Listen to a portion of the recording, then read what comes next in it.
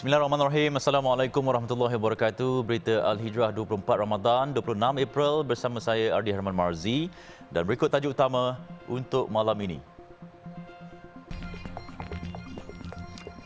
Individu ada waran tangkap akan terus ke balai polis ketika op selamat.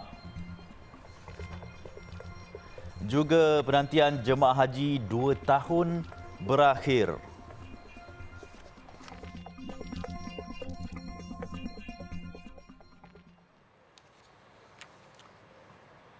Usahawan kosmetik Datuk Seri Alif Shukri Kamar Zaman beri keterangan hampir 5 jam bagi membantu siasatan berhubung klip video muzik sempena Aidilfitri yang dikaitkan dengan unsur bertentangan norma dan budaya tempatan. Dia tiba di pekarangan Ibu Pejabat Suruhanjaya Komunikasi dan Multimedia MCMC Putrajaya 9.58 pagi tadi. Alif Shukri dilihat ditemani oleh 2 lelaki terus melangkah ke dalam bangunan MCMC. Dia berterima kasih dengan pihak MCMC dan sudah memberi kerjasama. Sebelum ini, Menteri Komunikasi dan Multimedia Tan Sri Anwar Musa memaklumkan bahawa MCMC akan memanggil individu yang terlibat dengan klip video muzik sempena Aidilfitri yang menerima kecaman hebat. MCMC telah membuka satu kertas siasatan untuk menyiasat perkara tersebut di bawah Seksyen 233 Akta Komunikasi dan Multimedia 1998. Klip video muzik tersebut mengundang kecaman orang ramai apabila memaparkan sekumpulan lelaki menari dalam keadaan menggeletis dengan menggayakan pakaian yang disifatkan netizen sebagai tidak menghormati bulan suci Ramadan. Dalam pada itu, Menteri di Jabatan Perdana Menteri menyeru umat Islam, khususnya di negara ini, agar sentiasa berhati-hati dalam membuat sesuatu perkara berkaitan sensitiviti agama atau di luar batasan tanpa memikirkan kesan perbuatan tersebut. Beliau turut memaklumkan pihaknya sudah menghubungi usahawan kosmetik itu untuk berbincang mengenai perkara itu, namun tiada sebarang respon diterima. Mengulas lanjut, Datuk Idris berkata peluang dan rezeki yang diberikan Allah kepada seseorang hamba sepatutnya dizahirkan rasa kesyukuran itu dengan cara dan amalan yang diredai Allah. Lebih-lebih lagi ketika umat Islam sedang melalui fasa 10 malam terakhir di bulan Ramadan. Kita kena ingat Allah Ta'ala boleh beri kepada kita rezeki dengan sekelip mata dan juga boleh tarik dengan sekelip mata. Sebab tu kita harapkan syukur apabila kita dapat satu nikmat daripada perniagaan kita, daripada hasil kita, maka kita tanda syukur kita tu ialah Tuhan tak minta pada kita satu pun. Dia bukan macam manusia, Allah Ta'ala ni. Dia minta kita syukurnya ialah dengan cara kita ikut apa yang digariskan oleh Allah melalui Rasul kepada kita. Lebih lagi dalam suasana yang orang sedang memburu Lailatul Qadar 10 terakhir, tiba-tiba dia membuat satu perkara yang agak mengganggulah keharmonian dan ketenangan orang. Akhirnya orang berpolemik situ yang tidak mendatangkan apa faedah pun. Datuk Idris ditemui selepas Majlis Amanat Menteri di Jabatan Perdana Menteri Hal Ehwal Agama bersama jawatan kuasa Pejabat Mufti Wilayah Persekutuan di Kompleks Tabung Haji Sepang semalam. Sementara itu, mengulas isu sama, Datuk Idris menasihati Datuk Seri Alif Shukri dan golongan artis supaya menggunakan anugerah Allah ke arah kebaikan dan tidak membuat kerosakan. Itu anugerah Tuhan. Saya tak pandai menyanyi, suara saya tak sedap. Ini anugerah Tuhan. Kadang-kadang kita tengok artis, kadang-kadang rupa cantik. Allah Ta'ala, ini anugerah Tuhan kat dia. Rupa saya tak cantik, rupa artis lawa, cantik. Tapi gunakanlah manfaat itu ialah untuk kebaikan. Tambah beliau, syurga yang dijadikan Allah bukan untuk golongan ustaz, ustazah atau ulama, namun bagi golongan yang bertakwa. Sebelum ini, usahawan kosmetik Datuk Seri Alif Shukri yang menghasil video muzik sempena Aidilfitri yang menimbulkan kontroversi serta menerima kecaman rakyat Malaysia. Polis Diraja Malaysia PDRM akan menahan mana-mana pengguna jalan raya yang dikesan memiliki waran tangkap melampau sepanjang op selamat.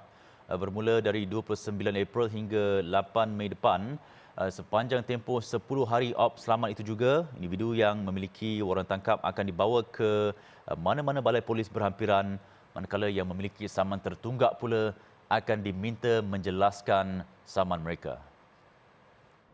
Timbalan Ketua Polis Negara Datuk Razarudin Husin berkata polis akan mengoptimumkan penggunaan alat pengesanan had laju in-car radar di sepanjang lebuh raya dan jalan raya utama sepanjang Ops Selamat itu.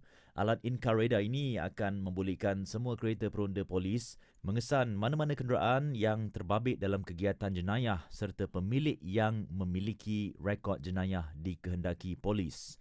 Jabatan Siasatan Penguatkuasaan Trafik juga akan menggunakan alat Intelligent Compound Online Payment System (ICOPS) bagi mengesan pesalah trafik yang mempunyai saman tertunggak dan waran tangkap trafik pada operasi kali ini. Dalam perkembangan berkaitan, Datuk Razarudin berkata pihaknya menjangkakan jumlah kenderaan akan berada pada satu-satu masa di lebuh raya pada musim perayaan antara 2 hingga 4 juta kenderaan. Laluan dari Jelapang hingga ke Kuala Kangsar sepanjang lebuh raya Utara Selatan akan menjadi tumpuan Jabatan Pengangkutan Jalan JPJ Perak. Sepanjang Ops Hari Raya Aidilfitri, Ops HRA 2022, Pengarah JPJ Perak Muhammad Yusof Abustan berkata kawasan-kawasan terbabit adalah lokasi panas atau hotspot kerap berlaku kemalangan. Menurut Muhammad Yusof, bagi membantu mengurangkan kadar kemalangan, JPJ Perak juga akan menggerakkan 127 unit kereta peronda MPV yang akan dipandu secara perlahan di jalan-jalan persekutuan. Kami punya kenderaan akan bergerak perlahan di jalan persekutuan, dan kalau 90 kita akan turun kepada jalan persekutuan 60 jalan persekutuan 60 70. Kita akan jalan perlahan. Bermakna dia orang melihat kehadiran kita di jalan raya. Jadi orang bila nampak JPJ punya kenderaan, dia tahu dia kalau bersalah dia akan ditangkap. Itu antara untuk mengurangkan kadar kemalangan lah. Menurut Muhammad Yusof, selain pemerhatian terhadap kenderaan 4 roda, JPJ Perak juga akan mengadakan ops khas motosikal. Katanya operasi akan bermula 19 April hingga 8 Mei dengan kekuatan anggota seramai 420 orang. Beliau berkata demikian kepada media selepas majlis pelancaran kempen keselamatan jalan raya sempena perayaan Hari Raya Aidilfitri di Plaza Tol Ipoh Utara arah selatan di Ipoh petang tadi. Tiada ungkapan yang dapat diucap oleh pasangan suami isteri dari Kuala Nerus, Terengganu selain tangisan kesyukuran apabila mendapat surat tawaran menjadi jemaah haji musim ini setelah hasrat suci mereka tertangguh selama 2 tahun. Faridah Ali, 52 tahun, berkata sebaik sahaja beliau dan suami Muhammad Zul Awang, 55 tahun, dimaklumkan perkara itu melalui khidmat pesanan ringkas SMS. Mereka berdua menangis kegembiraan kerana akhirnya doa mereka dimakbulkan Allah. Guru di Sekolah Menengah Kebangsaan Kompleks Seberang Takir itu berkata sepatutnya giliran mereka untuk menunaikan ibadah haji adalah pada tahun 2020. Namun ia tertangguh ekoran penularan COVID-19. Mengimbas kembali ketika hasrat mereka tidak kesampaian pada 2020, Faridah berkata beliau pada mulanya tidak dapat menerima hakikat memandangkan segala persiapan telah pun dibuat. Namun akhirnya reda dan merasakan keputusan kerajaan untuk tidak menghantar jemaah haji ke Mekah pada 2020 dan 2021 adalah keputusan terbaik memandangkan seluruh dunia sedang bergelut dengan penularan COVID-19. Tiba-tiba dimaklumkan lagi Malaysia tidak benarkan atas sebab COVID juga. Jadi kami mengharap lagi, memang mengharap sangat, tiba-tiba semalam saya dapat tawaran tu. Lepas tu saya sangat sedih dekat sekolah lah masa tu kan. Lepas tu berpeluk-peluk lah dengan kawan kan. Saya sangat terharu dapat, sangat gembira. Terima kasihlah tabung haji memilih saya dan suami untuk pergi menunaikan haji tahun ini. Dalam pada itu, Muhammad Zul merasakan beliau dan isteri merupakan insan terpilih yang dijemput menjadi tetamu Allah setelah 20 tahun mendaftar haji dan mula menabung. Pengurus projek Telekom itu berkata, beliau akan berdoa semoga pandemik COVID-19 akan segera berakhir dan hasrat seluruh umat Islam untuk menunaikan haji akan dimakbulkan. Sangat-sangat rasa bersyukurlah. Tak tahu nak cakap macam mana lah. Kan? Sebab semua orang sedang berharap lah. Sangat-sangat berharap. So kita rasa macam doa kita selama ni diperkenankan oleh Allah SWT lah. Alhamdulillah, sangat bersyukur lah. Tabung Haji TH sejak semalam mengeluarkan 14,306 surat tawaran tunai haji melalui beberapa platform kepada bakal haji bagi musim 2022. Pengarah eksekutif hajinya Datuk Seri Syed Saleh Syed Abdul Rahman berkata, bakal jemaah haji Malaysia boleh melayari www.tijari.com.my dan memuat naik aplikasi Tijari bagi menyemak dan menjawab tawaran haji yang dikeluarkan. Berikutan faktor kesuntukan masa, katanya, kesemua bakal haji dimohon untuk menjawab sama ada setuju atau tidak untuk menerima tawaran haji tahun ini dalam masa 7 hari bekerja dari tarikh surat berkenaan. Raja Permaisuri Agong mencemaduli ke TV Al-Hijrah sempena World #Quran Hour. Selepas 2 tahun dianjurkan secara dalam talian akibat PKP, World #Quran Hour kembali diadakan bersama penonton. Memasuki tahun ke-7 penganjurannya, program yang bertemakan Dunia Bersujud serta mengangkat surah As-Sajadah itu turut dihadiri Sri Paduka Baginda Raja Permaisuri Agong, Tunku Hajah Azizah Aminah Maimunah Iskandariah. Surah As-Sajadah dipilih sebagai surah pilihan kali ini dalam usaha meningkatkan rasa kehambaan kepada Allah dan panduan penyatuan ummah melalui ekonomi dalam mencapai matlamat dunia berbudi dan penyayang. Program World #Quran Hour 2022, anjuran Yayasan Warisan Ummah Ikhlas WUIF dengan kerjasama TV Al-Hijrah dan Universiti Islam Antarabangsa Malaysia yang diadakan hari ini berlangsung serentak di seluruh dunia. Ketua Pegawai Eksekutif WUIF, Marhaini Yusof berkata program itu akan diteruskan setiap tahun bagi melengkapkan kesemua 114 surah dalam Al-Quran. Kita punya Quran Hour ni dah bermula dari tahun 2016 dan setiap tahun kita pilih satu surah daripada 114 surah. Jadi kita harap maknanya kita akan cover 114 surah 114 tahun lah. InsyaAllah tahun depan kita sedang kaji juga surah berkaitan. Kita dah mula Al-Mulk tahun lepas. Tahun ni surah As-Sajdah. Tahun depan sebenarnya insyaAllah kita akan fokus kepada surah Al-Insan untuk memanusiakan manusia. Dalam program yang bersiaran selama sejam bermula 12.30 hari itu, dimulakan dengan bacaan surah Al-Fatihah sebelum diperdengar bacaan surah As-Sajadah 30 ayat secara bergilir oleh Qari Negara Dr. Anwar Hassin, Abdul Khair Jalil, Ahmad Tirmizi Ali, Amir Rahman Abbas dan Ahmad Tarmizi Abdul Rahman. Manakala sesi tadabbur pula disampaikan Ketua Pegawai Penyelidik WUIF, Fazrul Ismail, Pengerusi Majlis Agama Islam Wilayah Persekutuan Mawib, Tan Sri Dr. Muhammad Daud Bakar dan Timbalan Dekan Fakulti Pengajian Quran dan Sunnah Universiti Sains Islam Malaysia USIM, Dr. Ahmad Sanusi Azmi. Sementara itu, Ketua Pegawai Eksekutif TV Al-Hijrah Namanzi Haris berkata, tadabbur Al-Quran amat penting supaya umat Islam dapat memahami isi kandungan Al-Quran dan menghayatinya. Kaedah dalam kita memahami Al-Quran, bertadabbur dengan Al-Quran, perlunya kaedah yang tertib, teratur dan juga perlahan-lahan agar pemahaman yang sangat jelas dapat kita sampaikan dan bersama-sama kita mengkaji sedikit dalam pada Al-Quran.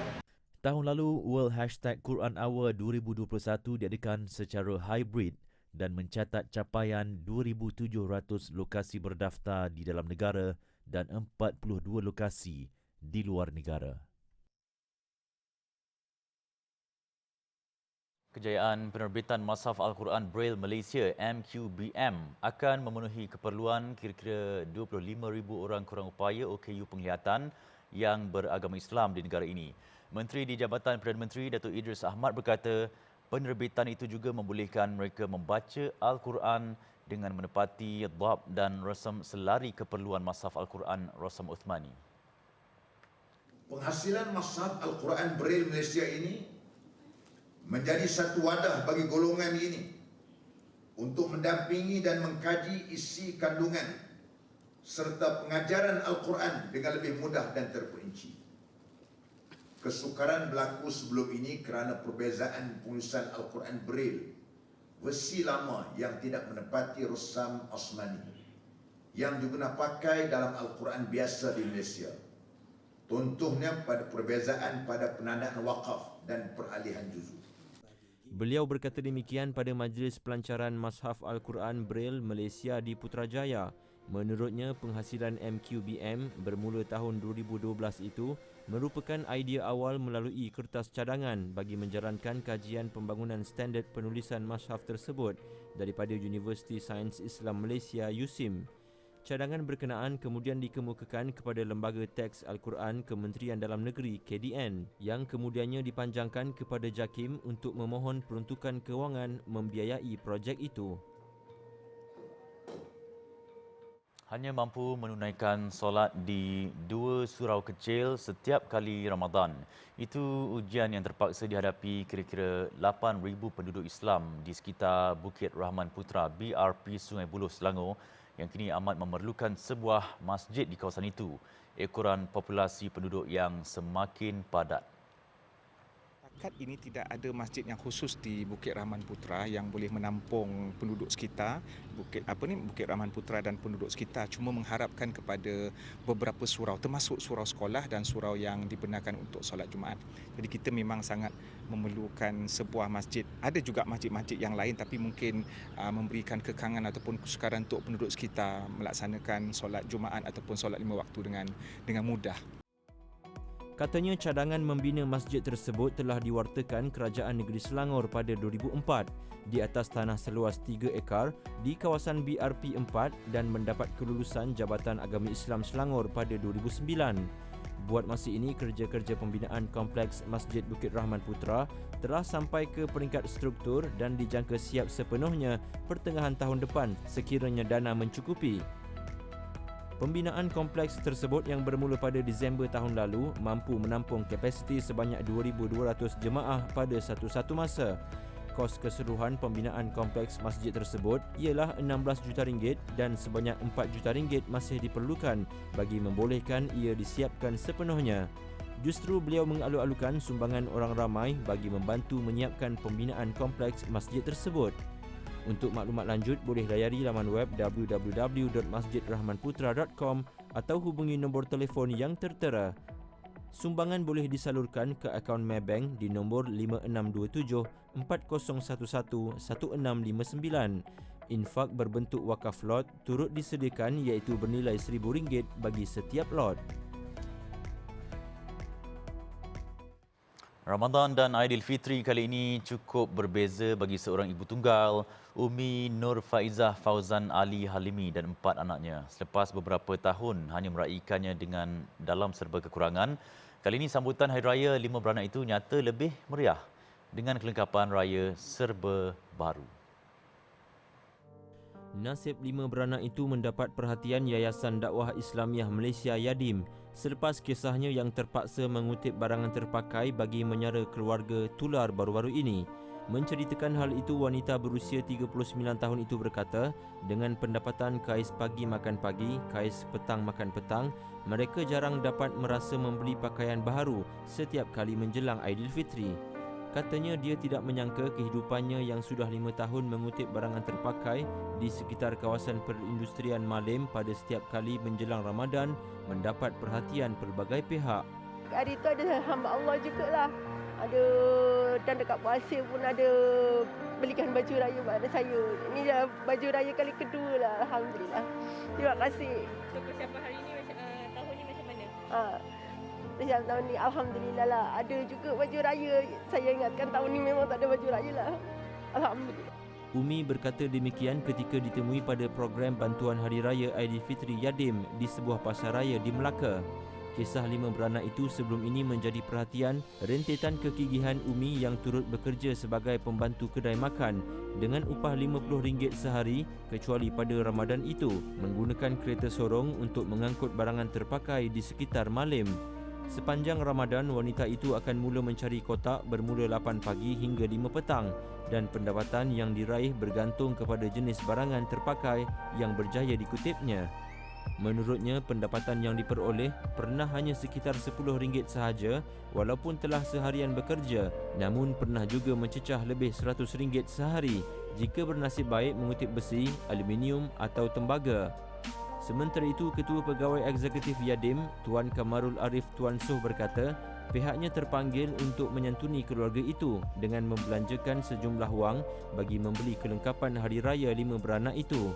Katanya selain memastikan pendidikan 4 anak wanita itu terbela, Yadim juga akan mendapatkan peluang pekerjaan yang lebih baik kepada ibu tunggal berkenaan. Apabila kita mendapat maklumat itu, kita fikir amat relevan Yadim dengan fungsinya bawa dakwah dan juga kebajikan datang untuk menyampaikan sedikit sumbangan, terutamanya untuk menyambut perayaan Aidilfitri nanti. Yang mana hari ini kita bawa Akak Umi dan anak-anak beliau untuk datang ke sini, ke Aeon ni untuk mendapatkan dan membeli perlengkapan hari raya, pakaian hari raya untuk anak-anak beliau. Dan kita berikan sedikit sumbangan dari sudut wang, duit belanja hari raya, duit keperluan dan sebagainya. Kementerian Pelancongan Seni dan Budaya melantik 24 sukarelawan sebagai Duta Komuniti My Motec bagi fasa pertama.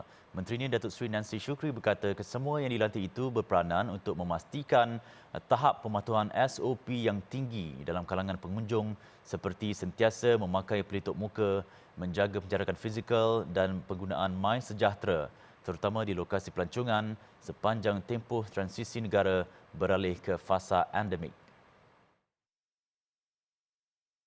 Bagi fasa pertama ini, duta komuniti berkenaan akan memberi fokus di beberapa lokasi pelancongan berisiko serta tumpuan orang ramai seperti di Zoo Negara, Pusat Beli Belah, Taman Tema, hotel dan muzium. Masih dalam proses jadi agensi ataupun organisasi mereka akan terus mengantar kepada kita nama-nama mereka yang mereka rasakan perlu diberi tugasan tersebut. Jadi kita belum nak tentukan figure itu di sini pada hari ini kerana ini hari pertama, tapi proses itu berterusan. Kerana ini kali pertama kita menganjurkannya, jadi kita nak war-warkan dulu supaya ada juga lagi agensi ataupun organisasi di bawah purview pelancongan itu akan approach kita ataupun kita approach dia. Beliau berkata demikian dalam sidang media selepas melancarkan program Duta Komuniti My Motec di Ibu Negara. Jelas Datuk Seri Nancy pihaknya dilantik menganggotai jawatankuasa induk Duta Komuniti itu bersama 11 kementerian lain yang diterajui Kementerian Komunikasi dan Multimedia bagi menyelaras program tersebut bermula 26 April sehingga 30 September 2022.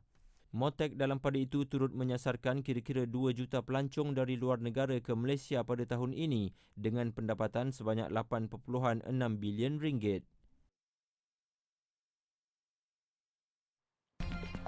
Baik, selepas ini 2 kumpulan gangster bergaduh dalam stadium.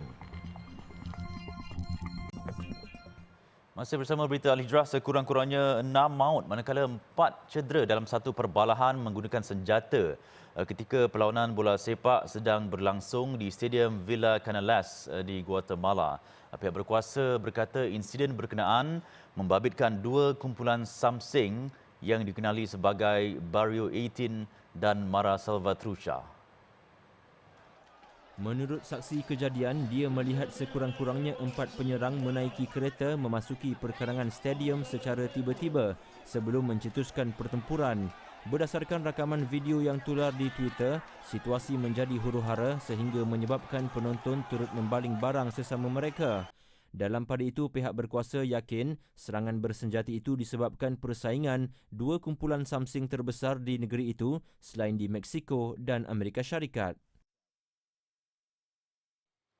Tahap amaran gunung berapi Anak Krakatau dinaikkan ke tahap 3 atau berjaga-jaga berikutan peningkatan aktiviti di gunung tersebut.